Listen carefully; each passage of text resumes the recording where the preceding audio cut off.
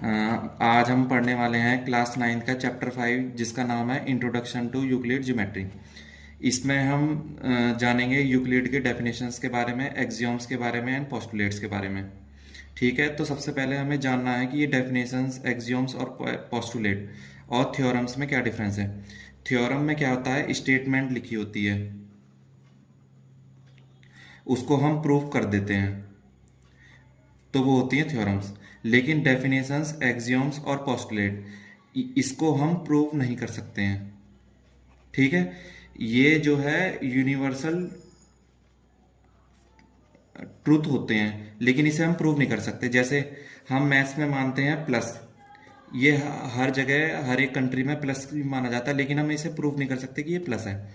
ऐसे ही माइनस, ये minus use होता है हर जगह, लेकिन हम इसे प्रूव नहीं कर सकते कि ये माइनस है। ऐसे ही पॉइंट, जैसे हमने ये हर जगह मान रखा है ये पॉइंट है, लेकिन इसे हम प्रूव नहीं कर सकते ये पॉइंट है। तो ऐसे ही यूक्लिड ने हमें डेफिनेशंस दी हैं, एक्सियोम्स दिए हैं और पोस्टुलेट दिए हैं। तो डेफिनेशंस, एक्सियोम और पोस्टुलेट वो होते हैं जिसे हम प्रूव नहीं कर सकते हैं, और लेकिन ये यूनिवर्सल क्या होते हैं, ट्रूथ होते हैं। और हमें थ्योरम्स हम जानते हैं जिसमें स्टेटमेंट होता है, उसे हम प्रूव कर सकते हैं। ठीक है, अब हमें जानना है एक्सियोम और पोस्टुलेट में क्या डिफरेंस होता है।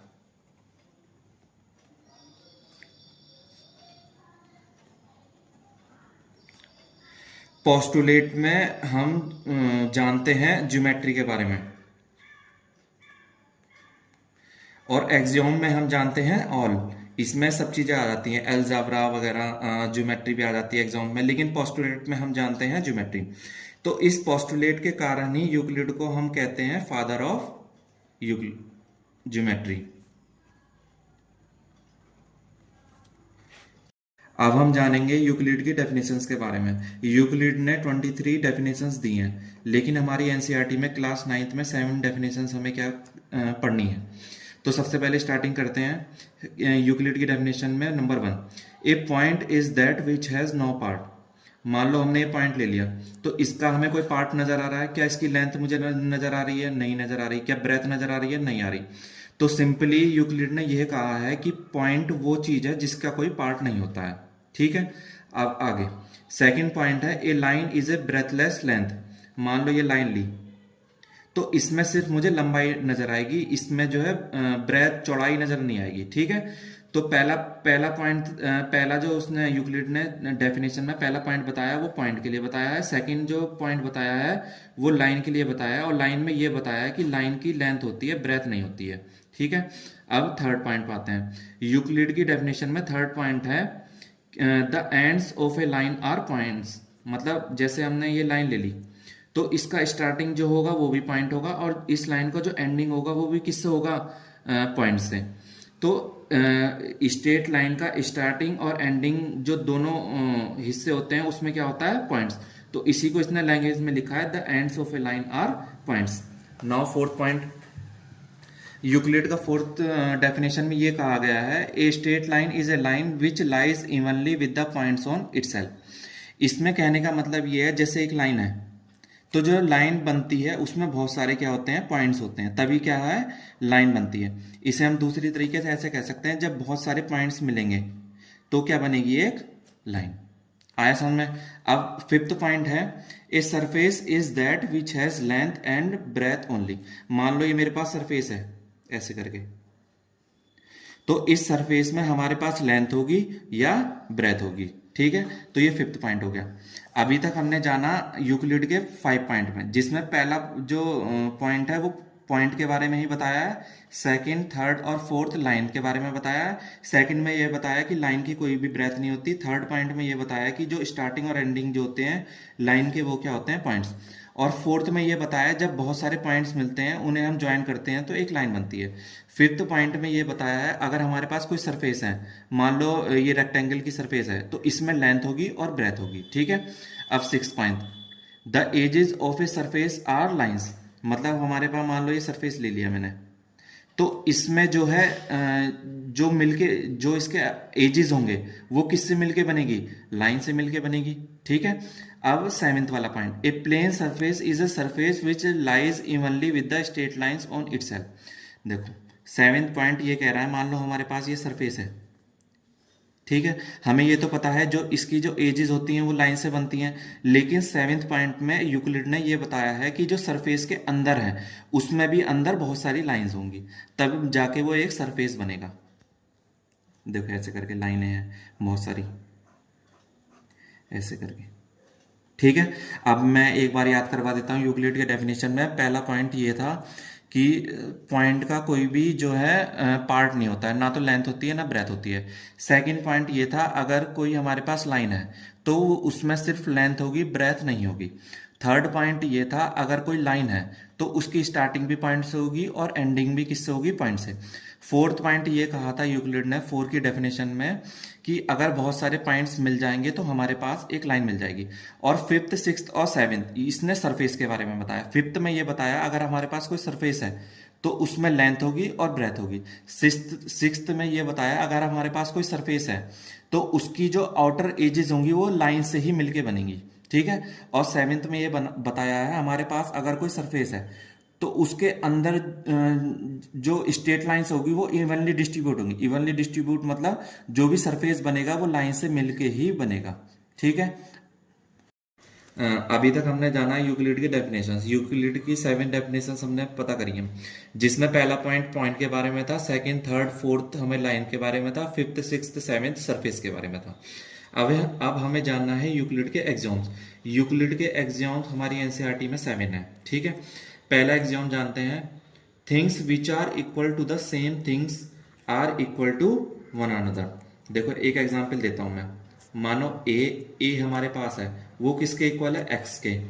और बी हमारे पास है, वो किसके इक्वल है, एक्स के। जब ए एक्स के इक्वल है, बी एक्स के इक्वल है, तो ए और बी भी आपस में क्या हो जाएंगे, इक्वल।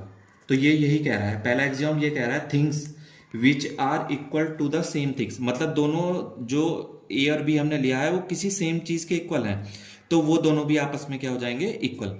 ये यूक्लिड का एग्जाम नंबर फर्स्ट था। अब सेकंड वाला देखते हैं। If equals are added to equals the wholes are equal. देखो इसको भी एग्जाम्पल के थ्रू जानता हूं मैं। देखो जैसे मेरे पास 5 इक्वल टू 5 है। ठीक है, अगर इधर मैं 2 ऐड करूं और इधर भी 2 ऐड करूं तो दोनों मिलके कितना हो जाएगा, 7 हो गया ना इक्वल। तो इसमें यही है, अगर हमारे पास कोई दो चीज इक्वल है, मतलब 5 और 5 मेरे पास इक्वल था, मैंने लेट करा, इसमें मैंने अगर इक्वल चीज ऐड करी जैसे 2 और 2, तो जो रिजल्टेंट होगा 7 और 7 दोनों तरफ क्या होगा, इक्वल। तो एग्जाम यही कह रहा है सेकंड वाला, if equals are added to equal the wholes are equal. Now third point, if equals are subtracted from equal the remainders are equal. बिल्कुल सेकंड वाले पॉइंट के थ्रू है, यही वाला एग्जांपल ले लेता हूं मैं 5 वाला। मान लो मेरा 5 इक्वल टू 5 है, लेकिन इस बार मुझे कौन सा यूज करना है, सब्ट्रैक्शन वाला, तो यही यूज कर लेता हूं मैं। अगर दोनों तरफ -2 करूंगा तो जो आंसर आएगा, रिमाइंडर आएगा, वो दोनों तरफ क्या आएगा, सेम। तो सेकंड और थर्ड पॉइंट में सिर्फ यही है, अगर दोनों तरफ इक्वल लिया मैंने, इधर भी इक्वल लिया, अगर प्लस कर रहे हैं तो जो रिजल्टेंट होगा वो सेम होगा। अगर थर्ड पॉइंट में भी ये है, अगर सेम चीज में सेम चीज माइनस कर रहे हैं तो जो रिमाइंडर होगा वो भी क्या होगा, इक्वल। ठीक है, अब आते हैं फोर्थ पॉइंट पे। फोर्थ पॉइंट ये कह रहा है, things which coincide with one another are equal to one another. ठीक है, इसको भी एग्जाम्पल से देख लेते हैं। Things which coincide with one another are equal to one another. मान लो मेरे पास ये लाइन है, ठीक है। कॉन्साइड का मतलब होता है मतलब जैसे एक लाइन मैंने ले ली और मुझे दूसरी लाइन लेनी है, वो भी इसी के ऊपर लेनी है, तो जो दोनों लाइंस होंगी वो आपस में क्या होंगी, इक्वल, क्योंकि बिल्कुल हमने एक के ऊपर एक लाइन ले ली है तो उनकी लेंथ जो है बिल्कुल सेम होगी। तो फोर्थ पॉइंट में ये हो गया।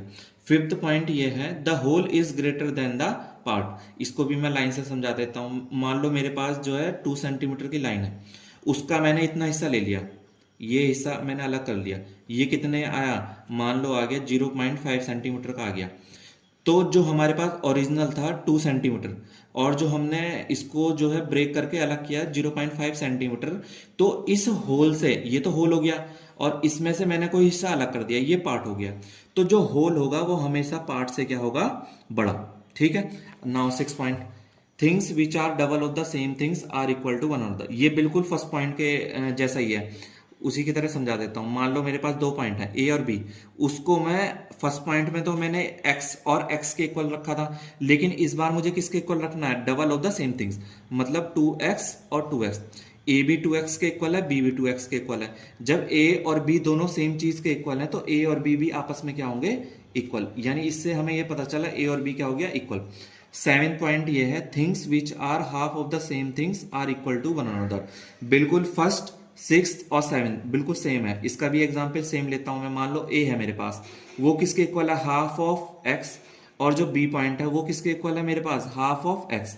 ए भी हाफ ऑफ एक्स के इक्वल है और बी भी हाफ ऑफ एक्स के इक्वल है। अगर ए और बी दोनों सेम चीज के इक्वल है तो ए और बी भी क्या होंगे, आपस में इक्वल। ठीक है, अब देख लेता हूं अभी तक हमने क्या जाना।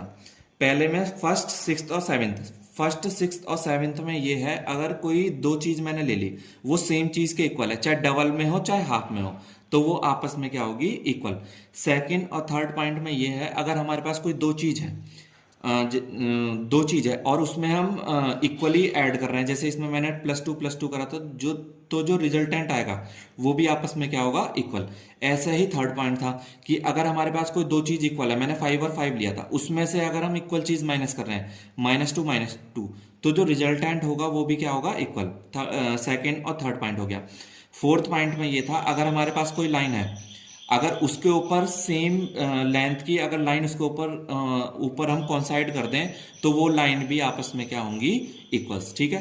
फिफ्थ पॉइंट बिल्कुल इजी था, अगर whole is greater than the part.